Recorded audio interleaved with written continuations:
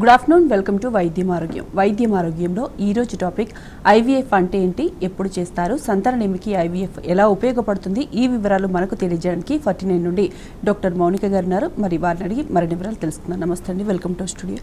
Doctor గారు, అసలు IVF అంటే ఏంటి, ఎప్పుడు చేస్తారు, దాని గురించి ఎక్స్ప్లెయిన్ చేయండి ఒకసారి. ఐవీఎఫ్ అంటే టెస్ట్ ట్యూబ్ బేబీ పద్ధతి అండి. ఈ టెస్ట్ ట్యూబ్ బేబీ పద్ధతిలో విడదీసి పదాలని మనం అర్థం చేసుకోవడానికి ప్రయత్నిస్తే, ఇన్విట్రో అంటే ఏదన్నా బాడీ బయట జరిగితే దాన్ని ఇన్విట్రో అని అంటాం. ఫర్టిలైజేషన్ వచ్చేసి గుడ్డు కణం కలయికని మనం ఫర్టిలైజేషన్ అంటాం. సో ఈ పర్టిక్యులర్ ఈవెంట్ గుడ్డు కణం కదలిక అనేది బాడీ బయట జరుగుతుంది కాబట్టి దాన్ని ఐవీఎఫ్గా మనం డినోట్ చేస్తాం. ఐవీఎఫ్ పద్ధతిలో లేడీకి పీరియడ్లో ఉన్నప్పుడు సెకండ్ ఆర్ థర్డ్ డే ఆ టైంలో తనకు స్కాన్ చేసిన తర్వాత ఎగ్స్ అన్నీ కూడా చిన్నగా సమానంగా సైజెస్ ఉన్నట్టయితే తనకు రోజు ఇంజెక్షన్స్ ఇస్తాం. డైలీ ఇంజెక్షన్స్ పొట్టకి చిన్న సూది ఇంజెక్షన్స్ ఇస్తూ ఎక్కువ ఎగ్స్ని పెరిగేలా చేసి ఆ ఎగ్ సైజెస్ అన్నీ కూడా 17-18 మిల్లీమీటర్స్ రేంజ్లోకి వచ్చినప్పుడు తనకు మత్తు ఇచ్చి వెజైనా రూట్ ద్వారా తనకు ఎగ్స్ బయటికి రిట్రీవ్ చేస్తాం. సో ఈ పర్టిక్యులర్ పద్ధతిలో తన స్టమక్ మీద ఎటువంటి ఇన్సెషన్ కట్స్ కానీ జరగవు. ఆ తీసిన రోజే హస్బెండ్ తన కణాల శాంపిల్ ప్రొవైడ్ చేసినట్టయితే ఎన్ని గుడ్లు వచ్చాయో వాటిలో ఎన్ని మెచ్యూర్ ఉన్నాయో చూసుకొని ఒక్కొక్క గుడ్డు లోపల ఒక్కొక్క బెస్ట్ కణంని ఇంజెక్ట్ చేయడం జరుగుతుంది. వాటిని ఒక ఇంక్యుబేటర్ అన్న ఇన్స్ట్రుమెంట్లో మేము లోపల పెట్టేస్తాం. ఇంక్యుబేటర్ ఏంటి అంటే మన గర్భసంచి ఎలా ఉంటుందో లోపల దాని ఎన్వైర్న్మెంట్ టెంపరేచర్స్ కావచ్చు, పీహెచ్ లెవెల్స్ కావచ్చు, సో అవన్నిటిని మిమిక్ చేసి ఒక గర్భసంచి లాంటిది మనం బయట ఇన్స్ట్రుమెంట్ తయారు చేసాం, దాన్ని మనం ఇంక్యుబేటర్ అంటాం. సో అటువంటి ఇంక్యుబేటర్లో ఈ గుడ్డు కణం కలయిక జరిగిన తర్వాత అక్కడ పెట్టేస్తామన్నమాట. అక్కడే బేబీ ఎలా అయితే మదర్స్ యూట్రస్లో న్యాచురల్ ప్రాసెస్లో పెరుగుతుందో ఆ ఇంక్యుబేటర్లో థ్రైవ్ అయ్యి థర్డ్ డే లేదా 5th డే మనం ఇంక్యుబేటర్ ఓపెన్ చేసినప్పుడు Day 3 ఎంబ్రియో లేదా బ్లాస్టోసిస్ Day 5 ఎంబ్రియో అనేది ఫామ్ అవుతాయి. ఇటువంటి ఎంబ్రియోస్ని మనం ఇమీడియట్గా ఫ్రీజ్ చేసి లిక్విడ్ నైట్రోజన్ ట్యాంక్స్లో స్టోర్ చేయడం జరుగుతుంది. లేడీ యూట్రస్ని ప్రిపేర్ చేస్తాం, లైనింగ్ని. ఎప్పుడైతే మంచి లైనింగ్ థిక్నెస్, బ్లడ్ సప్లై ప్రతి ఆస్పెక్ట్ ప్రకారంగా ఫేవరబుల్గా ఉందో ఆ ఎంబ్రియోస్ని మేము మళ్ళీ ట్యాంక్ నుంచి తీసి మెల్ట్ చేసి గర్భసంచిలో డ్రాప్ చేయడం జరుగుతుంది. ఆ డ్రాప్ చేశాక 15 డేస్ తర్వాత బ్లడ్ టెస్ట్లో మనకు ఆ ఎంబ్రియోస్ అతుక్కున్నాయా లేదా అన్నది బ్లడ్ టెస్ట్లో బయటపడుతుంది. దీన్ని ఐవీఎఫ్ అని అంటాం. ఎంతోమంది టెస్ట్ ట్యూబ్ బేబీ పద్ధతి కదా, సో అంటే టెస్ట్ ట్యూబ్లోనే బేబీ పెరుగుతుందా అన్న ఒక మిస్కన్సెప్షన్ కూడా ఉంటుందండి.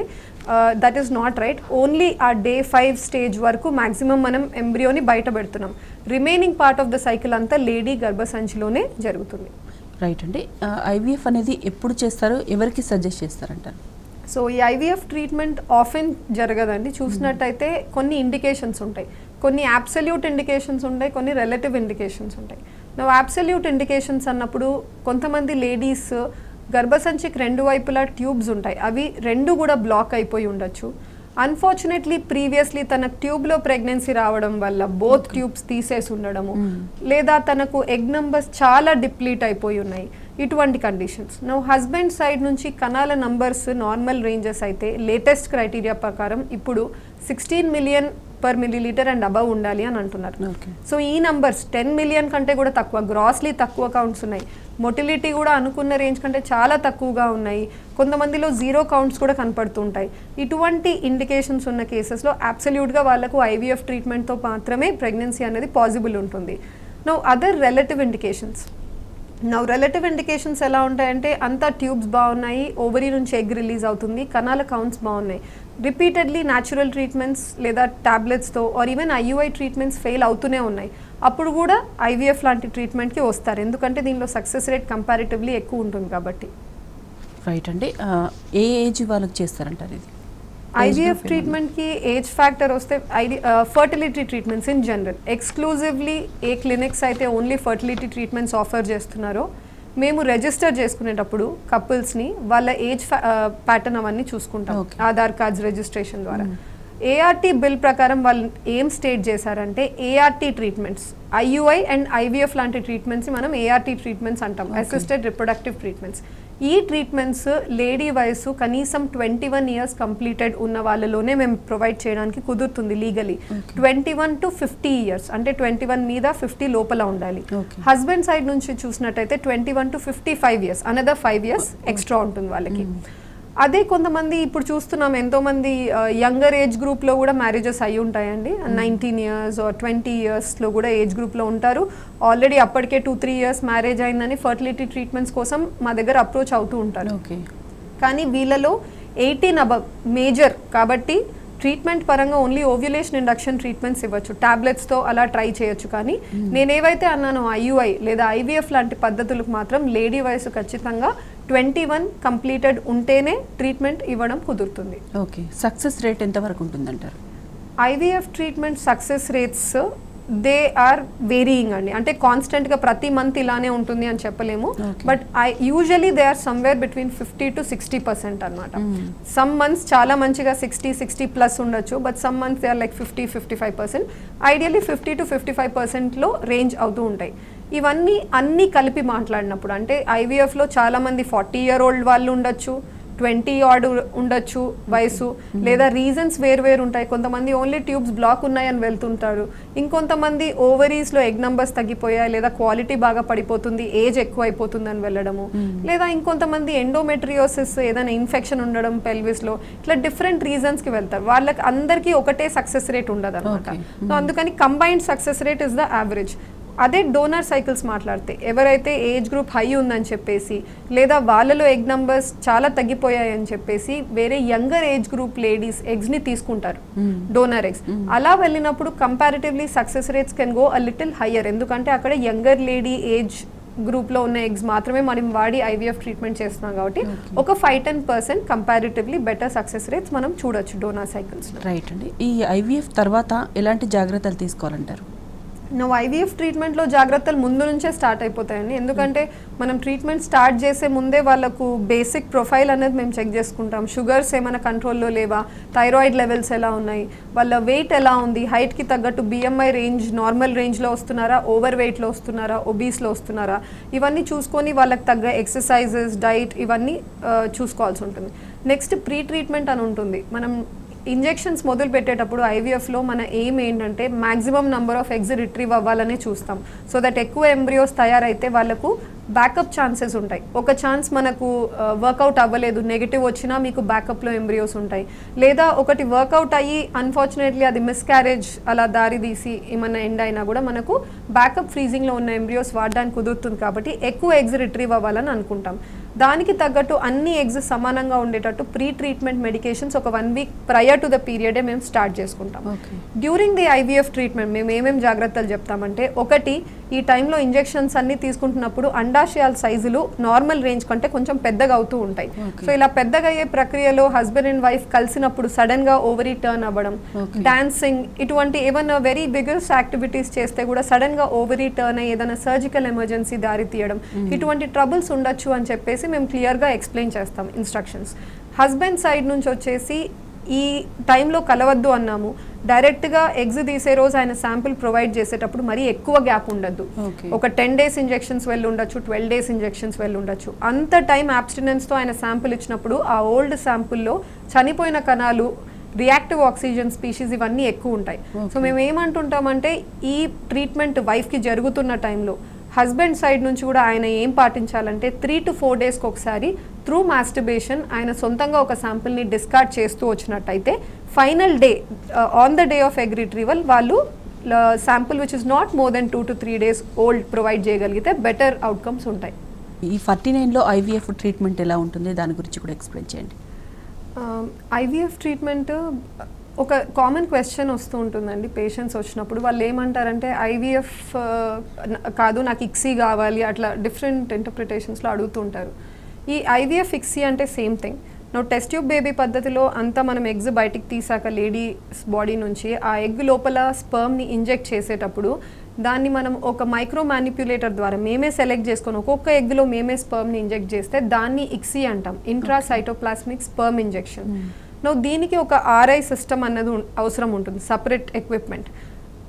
About decade or more than decade ago మనకు ఈ ఎక్విప్మెంట్ లేకుండే. అప్పుడు ఏం చేసేవాళ్ళంటే ఒక చిన్న డిష్లో husband sperm sample already prepare చేసి దాంట్లో లే చేస్తారు. ఆ రోజు రిట్రీవ్ అయిన ఎగ్స్ని దాంట్లో వదిలేస్తారు ఓవర్ నైట్. నెక్స్ట్ డే వచ్చి కలయిక జరిగిందా లేదా అని చూసుకుంటున్నారు. ఇక్కడ ఏం జరుగుతుంది అంటే న్యాచురల్ మెథడ్లో ఒక ఎగ్ ట్యూబ్లోకి వెళ్ళాక కణం కింద వెజైనాలో డిపాజిట్ అవుతే అక్కడ నుంచి ఎంతో డిస్టెన్స్ ట్రావెల్ అవుతూ మోర్ దెన్ డిఫెన్స్ మెకానిజమ్స్ అన్ని ఓవర్కమ్ చేసి ఎగ్ వరకు రీచ్ అవ్వగలగాలి. ఇక్కడ ఏం చేస్తున్నామంటే చాలా క్లోజ్ ప్రాక్సిమిటీలో పెట్టేసాం స్పర్మ్స్ని ఎగ్స్ని, అందుకని ఫర్టిలైజేషన్ డెఫినెట్గా ఎన్హాన్స్ అవుతుంది. కానీ కొన్ని శాంపిల్స్కి కణాల నంబర్స్ 5 మిలియన్ కంటే కూడా తక్కువ ఉన్న వాళ్ళకి లేదా కదలిక చాలా లో ఉన్న వాళ్ళకి ఈ డిష్లో ఆ స్మాల్ డిస్టెన్స్ ట్రావెల్ అయ్యి ఎగ్ని మీట్ అవ్వడం కూడా కష్టంగా ఉండొచ్చు. సో అటువంటి కేసెస్కి మేము ఇక్సీ లాంటి మెథడ్ వెళ్తున్నాం. ఇప్పుడు 49 అనే కాదు, most of the fertility centres in the city ఇక్సీనే చేస్తున్నారు అండి యూనివర్సల్గా మోస్ట్ ఆఫ్ ద కేసెస్కి. ప్రీవియస్గా ఏదన్నా ఫర్టిలైజేషన్ ఫెయిల్యూర్ జరిగింది, ఇంకేదన్నా IVF ఫెయిల్యూర్స్ ఉన్నాయన్నా, so in general we're doing ICSI method. 49 ద్వారా మనం ఏమి ఎక్స్ట్రాగా ఆఫర్ చేయొచ్చు ఇన్ పేషెంట్స్ వైజ్ అంటే, ఒకటి ర్యాండమ్గా ముందు కదిలే కణాలని స్పర్మ్ సెలెక్ట్ చేయడం బదులు ఆ స్పర్మ్ శాంపుల్లో ఆ ముందు కదిలే కణాల్లో కూడా ఏవి బెటర్ క్వాలిటీ స్పర్మ్స్ అని చూసుకోవడానికి మల్టిపుల్ టెక్నిక్స్ ఉన్నాయి. దాంట్లో మెయిన్గా మా దగ్గర మైక్రోఫ్లూయిడిక్స్ అండ్ మ్యాక్స్ అని 2 టెక్నిక్స్ అయితే మా దగ్గర అవైలబుల్ ఉన్నాయండి. సో దీని ద్వారా ఏ స్పర్మ్లో అయితే DNA బ్రేక్స్ తక్కువగా ఉన్నాయో అటువంటి బెటర్ క్వాలిటీ స్పర్మ్స్ని పిక్ చేసి ఎగ్స్లో ఇంజెక్ట్ చేయడానికి ఈ టెక్నిక్ అవైలబుల్ ఉంది. నౌ నెక్స్ట్ ఇంకొకటి వచ్చేసి we have a witnessing system inside. So అది ఏం చేస్తుంది అంటే మనకు లోపల కరెక్ట్గా టెంపరేచర్స్, మాయిశ్చర్ లెవెల్స్ ఇవన్నీ కరెక్ట్గా మెయింటైన్ అవుతున్నాయా లేదా అని కాన్స్టెంట్గా చూసుకుంటూ ఉంటుంది. ఏమన్నా ఎలక్ట్రిసిటీ ఫ్లక్చువేషన్స్, ఏమన్నా సమ్ మాల్ ఫంక్షన్ లోపల ల్యాబ్లో జరుగుతుందంటే ఇమీడియట్గా ఆ సిగ్నల్ లేదా అలారం అన్నది వాళ్ళ concern lab manager, embryology head వరకు వెళ్తుంది. ఇమీడియట్గా వెళ్ళి దాన్ని రెక్టిఫై చేసుకోవచ్చు. అదర్వైజ్ అటువంటి నాట్ సూటబుల్ ఎన్వైర్న్మెంట్లో ఎంబ్రియోస్ కంటిన్యూస్గా ఉంటే దెబ్బతినే అవకాశాలు ఉంటాయి. సో ఇటువంటి లేటెస్ట్ టెక్నాలజీస్ మనము ఈవెన్ ఫ్రమ్ అబ్రాడ్ అక్వైర్ చేసుకొని ఇన్కార్పొరేట్ చేస్తున్నాం, ఇంకా కూడా బెటర్మెంట్ తీసుకురావాలి అని. వీఆర్ ఆల్మోస్ట్ యాజ్ గుడ్ అండి. ఇప్పుడు IVF ట్రీట్మెంట్ మీరు అమెరికా, యూరోప్లో ఎంత సక్సెస్ రేట్ అంటే I think in metropolitan cities in India కూడా ఎట్ పార్ ఉన్నారు మోస్ట్ ఆఫ్ ద ప్లేసెస్. ఇంకా కూడా టెక్నాలజీ పరంగా ఎటువంటి హ్యూమన్ ఎర్రర్ ఉండకూడదు అన్న ఉద్దేశంతో కూడా ఇంకా కూడా న్యూవర్ టెక్నాలజీస్ తెస్తున్నాం. ఈ హ్యూమన్ ఎర్రర్ ఉండద్దు అంటే మేము ఏం చేస్తున్నామంటే ఒక RI విట్నెసింగ్ ట్యాగ్ అని ఉంటుంది. హస్బెండ్ అండ్ వైఫ్ వచ్చిన వెంటనే రిజిస్టర్ అయిన తర్వాత ఇద్దరికి కూడా రెస్పెక్టివ్ ట్యాగ్స్ అనేది ఇవ్వడం జరుగుతాయి, కార్డ్స్ లాంటివి. వాళ్ళ స్పర్మ్స్ లేదా వాళ్ళ ఎగ్స్ మేము ల్యాబ్లో హ్యాండిల్ చేసేటప్పుడు ఒక ప్లాట్ఫామ్ మీద మేము చేస్తూ ఉంటాం. వాళ్ళ కార్డ్స్ ఇన్సర్ట్ చేస్తాం by mistake which is less than 0.001% అండి. ఎందుకంటే ఎన్నో centres even without this they are functioning absolutely fine.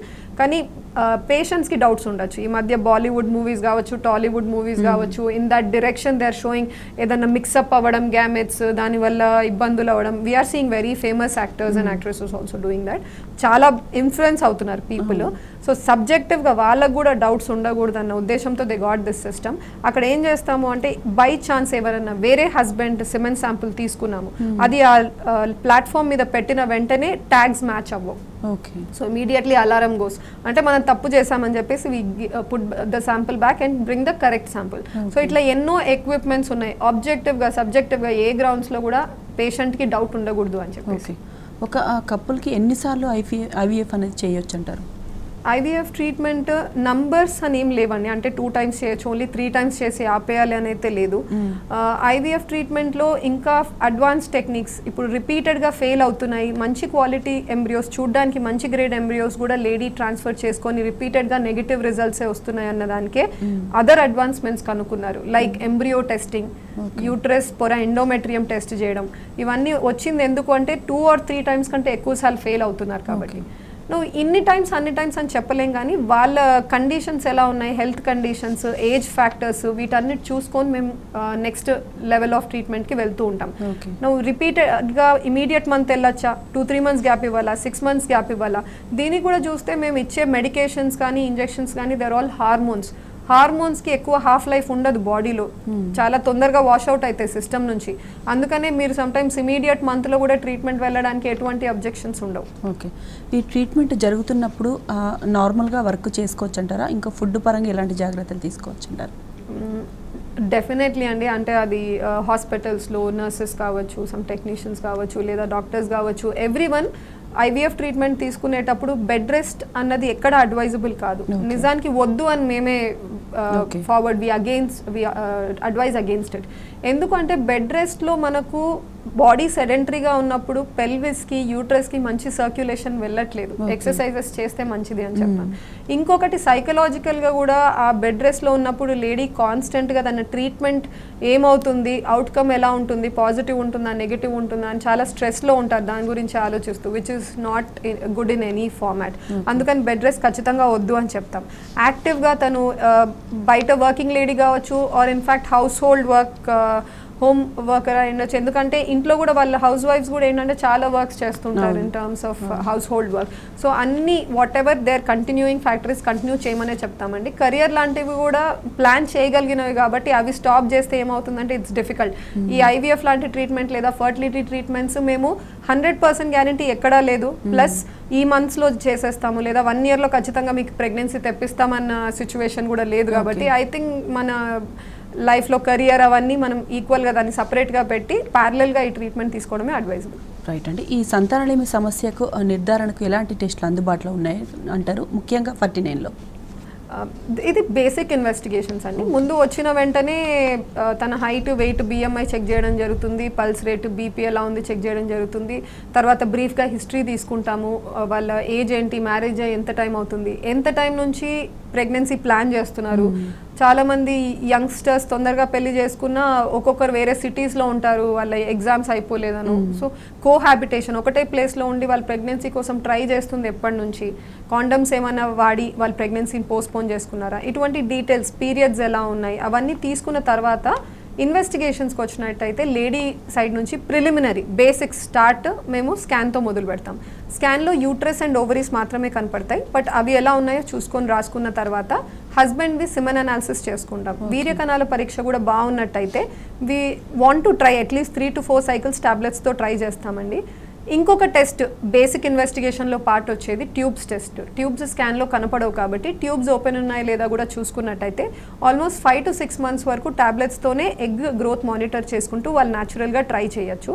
ఆ తర్వాత కూడా వాళ్ళకు ప్రెగ్నెన్సీ అనేది కలగట్లేదు అంటే ఖచ్చితంగా వాళ్ళకి రాదు అని కాదు, బట్ ఏదన్నా better level of treatment try చేసి ఫాస్టర్గా ప్రెగ్నెన్సీ అచీవ్ చేయగలిగే ఆప్షన్ ఉంటే definitely will go for that అని చెప్పేసి ఐయుఐ లాంటి ట్రీట్మెంట్స్కి తీసుకెళ్తాం. ఎగ్ రిలీజ్ అయినప్పుడు హస్బెండ్ కణాలని తన యూట్రస్లో వేయడం. ఫస్ట్లోనే ఏదైనా ట్యూబ్స్లో ప్రాబ్లం వచ్చింది, కణాల్ ప్రాబ్లం వచ్చింది అంటే ముందు మెడికల్గా దాన్ని సాల్వ్ చేయొచ్చా లేదా చూడాలి. లేదు కుదరట్లేదు అంటే మాత్రమే మనము ఆప్షన్ ఆఫ్ ఐవీఎఫ్కి వెళ్ళాల్సి వస్తుంది. రైట్ అండి. కొన్ని రకాల ఇన్ఫెక్షన్స్ ఉండడం వల్ల కూడా సంతానలేమి సమస్యలు వస్తుంటాయి అంటారు, నిజమేనంటారా? చాలా ఇన్ఫెక్షన్స్ ఉన్నాయండి యాక్చువల్లీ. ఆ ఇన్ఫెక్షన్స్ అది యూరిన్ ద్వారా ఉండొచ్చు లేదా వెజైనా ద్వారా అసెండ్ అవ్వచ్చు. విమెన్లో అయితే మనకి యూరిన్ రూట్ సపరేట్ ఉంటుంది, vagina is a different route. So but they're in a very close proximity. So యూరిన్లో ఇన్ఫెక్షన్స్ ఉన్నా వెజైనాలో ఇన్ఫెక్షన్స్ ఉన్నా ఇంటర్చేంజబుల్ వాళ్ళకి సిమ్టమ్స్ అనేవి కనపడుతూ ఉంటాయి. ఈ ఇన్ఫెక్షన్ స్లోగా పైకి అసెండ్ అయ్యి గర్భసంచి లోపలికి వెళ్ళడము, దాని పొరను దెబ్బతీయడము, లేదా ట్యూబ్స్లోకి వెళ్ళి ట్యూబ్స్లో లైనింగ్ని దెబ్బతీసి వాటిని బ్లాక్స్ ఏర్పడము. సో ఇటువంటి ఇన్ఫెక్షన్స్ వల్ల కూడా వాళ్ళకు న్యాచురల్గా ప్రెగ్నెన్సీ రావడం కష్టం అవుతూ ఉంటుంది. మోస్ట్ నటోరియస్ ట్యూబర్క్యులోసిస్ అండి. ట్యూబర్క్యులోసిస్ సౌత్లో కూడా సైలెంట్ కేసెస్ ఎక్కువ ఉంటాయి. సైలెంట్ అంటే చిన్న వయసులో పెళ్ళి కాకముందు ఎప్పుడో లంగ్స్ ఇన్ఫెక్షన్ అయి ఉంటుంది, 6 months లేదా 1 year కరెక్ట్గా వాళ్ళు అడ్హియర్ అయ్యి ట్రీట్మెంట్ కంప్లీట్ చేసి ఉంటారు. కానీ ఈ మధ్యలో ఆ టీబీ ఇన్ఫెక్షన్ లంగ్స్ నుంచి బ్లడ్ ద్వారా యూట్రస్ రీచ్ అయ్యి ఉన్నట్టయితే యూట్రస్ లైనింగ్, ట్యూబ్ లైనింగ్ని కూడా దెబ్బతీసి బ్లాక్స్ తయారవుతాయి. సో ఇది తర్వాత ప్రెగ్నెన్సీ కోసం ట్రై చేసేటప్పుడు బయటపడవచ్చు అనమాట, ఇన్సిడెంటల్గా సైలెంట్ టీబీ ఉంది అని చెప్పేసి. సో ఈ ట్యూబర్క్యులోసిస్ ఇన్ఫెక్షన్ ఉందన్న వాళ్ళు వాటి రిస్క్ ఫ్యాక్టర్స్, సైన్స్ మీరు ముందుగా వార్నింగ్ సైన్స్ గుర్తించాలి. ఈ టీబీ ఇన్ఫెక్షన్లో మీ పీరియడ్స్ ఎఫెక్ట్ అవ్వచ్చండి. ఇనీషియల్గా ఇన్ఫెక్షన్ వచ్చినప్పుడు హెవీ పీరియడ్స్ ఉంటాయి మీకు, ఆ తర్వాత బ్లీడింగ్ తక్కువ అవ్వడం స్టార్ట్ అవుతుంది. లాస్ట్కి వెరీ స్కాంటీ, హార్డ్లీ స్పాటింగ్ లేదా 1 pad స్టెయినింగ్ పర్ డే ఉండేసి లాస్ట్లో కంప్లీట్గా స్టాప్ అయిపోవడం. అంటే ఎర్లియర్ మంచిగా పీరియడ్స్ వచ్చే లేడీలో సడన్గా 3-4 monthsగా పీరియడ్సే లేవు బ్యాక్ టు బ్యాక్. సో ఇటువంటి సిమ్టమ్స్ ఏమైనా మీకు కనపడితే ఇమీడియట్గా వెళ్ళి యూట్రస్ లోపల ఉన్న లైనింగ్ని టెస్టింగ్ పంపించుకొని మీ గర్భసంచి పొరని మానిటర్ చేసుకోవాలి. అట్లీస్ట్ ఒక 1-2 months ఎలా పెరుగుతుంది, ఎంత థిక్నెస్ వరకు వెళ్తుంది అని చెప్పేసి. రైట్ అండి. ఈ ట్యూబల్ బ్లాక్స్ అంటే ఏంటి, దాని ప్రాధాన్యత గురించి చెప్పండి. గర్భసంచికి 2 వైపులా ట్యూబ్స్ ఉంటాయండి, 2 fallopian tubes, right side and left side. ఈ 2 fallopian tubes వెళ్ళి respective ovaries, right side ovary, left side ovary మీద కూర్చొని ఉంటాయి. ప్రతి మంత్ రైట్ లేదా లెఫ్ట్ సైడ్ ఓవరీ నుంచి ఒక ఎగ్ రిలీజ్ అయినప్పుడు ఆ పర్టిక్యులర్ సైడ్ ట్యూబ్ డైనమిక్స్ ద్వారా ఫింగర్స్ లాగా ఉంటాయి ఎండ్స్, అవి మూవ్ అయ్యి ఆ ఎగ్ని కలెక్ట్ చేసుకుంటాయి. చేసుకున్న తర్వాత ఎగ్ ట్యూబ్లో ఓన్లీ హాఫ్ డిస్టెన్స్ వరకు వచ్చి ఆగుతుంది, కంప్లీట్ డిస్టెన్స్ రాదు. భర్త భార్య కలిసినట్టయితే ఆ టైంలో కణాలు డ్రాప్ అయ్యి అట్లీస్ట్ ఒక్క కణమన్నా పైన ట్యూబ్లో ఎగ్ వరకు రీచ్ అవ్వగలిగితే ట్యూబ్లో ఎగ్ కణము ఫర్టిలైజేషన్ జరుగుతుంది. జరిగిన తర్వాత ఎంబ్రియో పిండం కూడా అక్కడే ఫామ్ అవుతుంది. ఆ తయారైన పిండం over the next 4 to 5 days travel అయ్యి గర్భసంచిలో వచ్చి 5th day పార్ట్లో ఆ గర్భసంచి పొరలో అతుక్కోవాల్సి ఉంటుంది. అందుకనే ట్యూబ్ చాలా వెరీ వెరీ ఇంపార్టెంట్ అండి ఇన్ టర్మ్స్ ఆఫ్ ప్రెగ్నెన్సీ. ఈ ట్యూబ్లో రెండు వైపులా బ్లాక్ ఉంటే మాత్రం natural pregnancy is not possible. కానీ యూనిలేటరల్ బ్లాక్స్ అంటే ఓన్లీ ఒక్క సైడ్ బ్లాక్ ఉంది అంటే స్టిల్ వాళ్ళకి న్యాచురల్ ప్రెగ్నెన్సీ పాసిబుల్. ఎలా అంటే ది అదర్ సైడ్ ఓవరీ నుంచి ఎప్పుడైతే ఎగ్ రిలీజ్ అవుతుందో ఆ మంత్లో వాళ్ళు ట్రై చేయొచ్చు. Only the number of chances తగ్గుతాయి. ఒక 12 monthsలో తనకు ప్రతి మంత్లో కరెక్ట్గా ఎగ్ రిలీజ్ అవుతున్నప్పటికీ ఏ సైడ్ బ్లాక్ ఉందో ఆ సైడ్ నుంచి ఎగ్ రిలీజ్ అయినప్పుడు వాళ్ళు ప్రెగ్నెన్సీకి ట్రై చేయలేరు, డ్రాప్ అవుట్ అవ్వాలి ఆ సైకిల్. మానిటర్ చేసుకొని ట్యూబ్ ఓపెన్ ఉన్న సైడే ఎగ్ రిలీజ్ అయినప్పుడు వాళ్ళు ప్లాన్ చేసుకోవచ్చు. రైట్ అండి. అసలు ఈ ట్యూబల్ బ్లాక్ సమస్యలు అనేవి ఎందుకు వస్తాయంటారు, ఎలా గుర్తించాలి అంటారు? నా tubal block causes most important infections, ఇందాక మాట్లాడినట్టు tuberculosis or other infections. Second వచ్చేసి ఇంతకుముందు సర్జరీస్ ఏమైనా జరిగి ఉంటాయి ఆ రీజన్లో, పెల్విస్ రీజన్లో అపెండిక్స్ సర్జరీ అన్నా లేదా ఏదైనా ఇంటెస్టైన్ మీద ఏదైనా వేరే ఎమర్జెన్సీ సర్జరీస్ జరిగినప్పుడు అతుకులు చేరుకుంటాయి, అడెషన్స్ అంటాం. ఈ అతుకులు చేరుకున్నప్పుడు ఆ ట్యూబ్ కూడా అతుక్కొని స్ట్రైట్గా ఉండాల్సిన కొన్నిసార్లు పైకి ఇలా అతుక్కొని అక్యూట్ బెండ్ అయినప్పుడు కూడా ఫాల్స్గా మనకు బ్లాక్ లాగా ఉండొచ్చు. అండ్ థర్డ్ ఎండోమెట్రియోసిస్లో గర్భసంచి లోపల ఉండాల్సిన పొర వెళ్ళి ట్యూబ్ ద్వారా బయట ఓవరీ మీద పక్కన ఇంటెస్టైన్స్ మీద అంతా కూర్చొని ప్రతి మంత్ లేడీకి ఎలా బ్లీడింగ్ అవుతుందో ఆ బయట కూర్చున్న డిపాజిట్స్ కూడా బ్లీడ్ అయ్యి ఆర్గనైజ్ అవుతూ అతుకులు చేరుకుంటాయి. సేమ్ ఆ అడ్హెషన్స్ వల్ల కూడా బ్లాక్స్ అన్నవి తయారవ్వచ్చు. రైట్ అండి. కాల్ తీసుకుందాం. భూపాలపల్లి నుండి స్వప్న గారు, నమస్తే అండి. ఒక ఫోన్ మాట్లాడుతున్నాను. హలో స్వప్న గారు. Madam good afternoon. మేడం మాట్లాడండి, డాక్టర్ గారు ఉన్నారు. Madam good afternoon. Madam good afternoon అండి. మేడం భూపాలపల్లి నుంచి మేడం. అంటే మాకు తెలిసిన వాళ్ళ ఒక అమ్మాయి ఉంది మేడం, అంటే దగ్గర మా కోడలు అన్నట్టు. ఓకే అండి. మేడం 10 years బ్యాక్ అంటే లంగ్స్ ఇన్ఫెక్షన్ ట్యూబర్క్యులోసిస్. ఓకే అండి. ఏజ్ వచ్చేసి 32 మేడం, 33. ఓకే అండి. అయితే మ్యారేజ్ అయ్యి 2 completely రన్ అవుతుంది మేడం. మళ్ళీ జూలై వస్తే 3 years. పీరియడ్స్ రెగ్యులర్ గా ఉంటున్నాయి, అన్నీ ఓకే అని అంటే కన్సీవ్ అవ్వట్లేదు, ఎగ్ ఇట్లా రిలీజ్ అవ్వట్లేదు. అంటే దీనికి దానికి ఏమైనా రిలేటెడ్ ప్రాబ్లం ఉంటుందా మేడం? ఇంతకుముందు లంగ్స్ ట్యూబర్క్యులోసిస్ ఉంది. ఎగ్ రిలీజ్ అవ్వట్లేదు అంటున్నారా అండి? ఎగ్స్ అంటే ఫస్ట్ చూపించినప్పుడు ఓకే ఎగ్ బాగానే ఉంది అన్నారు, మళ్ళీ నెక్స్ట్ మంత్ ఎగ్స్ రిలీజ్ అవ్వట్లేదు, ఎగ్స్ లేవని 0 ఉన్నాయని అన్నారంట మేడం. ఎగ్స్ తక్కువ ఉన్నాయి అంటున్నారా అండి? బాగా ఓకే. కొంచెం ఎగ్ నంబర్స్ ఫాలికల్ స్కాన్లో మేము period 2nd or 3rd day చూసినప్పుడు రైట్లో ఎన్ని ఉన్నాయి లెఫ్ట్లో ఎన్ని ఉన్నాయని కౌంట్ చేసి కలిపి చూస్తామండి some. So right left add చేసి చూసినట్టయితే కనీసం 9 కంటే ఎక్కువ ఉంటే రిజర్వ్ బాగున్నట్టు. ఇప్పుడు ఈ నంబర్స్ తక్కువ కనపడితే మీరు AMH అన్న ఒక బ్లడ్ టెస్ట్ చేయించవచ్చు. సో ఆ AMH బ్లడ్ టెస్ట్ 1.2 కంటే తక్కువ వస్తే నిజంగానే బాడీలో ఎగ్స్ తగ్గిపోయినాయి. ఈ తగ్గిపోవడం రీజన్స్ ఇన్ఫెక్షన్ వల్ల నేను ఖచ్చితంగా చెప్పలేనండి. ఎక్కువగా రీజన్స్ ఏముంటాయంటే బై బర్త్ కొంతమంది లేడీస్ తక్కువ ఎగ్స్తో పుట్టుండొచ్చు, లేదా తన జీవిత కాలంలో ఎక్కువ ఎగ్స్ వేగంగా చనిపోయి ఉండొచ్చు ఆన్ డైలీ బేసిస్. సో అందుకు ఫస్ట్ మీరు ఆ AMH అన్న టెస్ట్ చేయించండి. ఆ టెస్ట్ బట్టి మీకు 1.2 కంటే బాగా తక్కువ వచ్చాయనుకోండి, తనకు వేరియేషన్ మీద డిపెండ్ అవ్వాలి. అంటే ప్రతి మంత్ ఒకటేలా ఉండదు పిక్చర్. ఈ మంత్ అసలు కనిపించలేదు అన్న నెక్స్ట్ మంత్లో 1 or 2 కనపడచ్చు. అలా కనపడినప్పుడు ఇమీడియట్గా మీరు IUI లాంటి ట్రీట్మెంట్స్కి వెళ్ళండి, కొంచెం హయ్యర్ లెవెల్ ట్రీట్మెంట్స్. లేదు అంటే లాస్ట్ మీకు IVF లాంటి ట్రీట్మెంట్ అవైలబుల్ ఉంటుంది. రైట్ అండి. IVF గురించి అలాగే సంతానలేమి సమస్యల గురించి చాలా విషయాలు తెలియజేశారు. థ్యాంక్ యూ సో మచ్ అండి. ఇది వాటి వైద్యం ఆరోగ్యం. నమస్తే.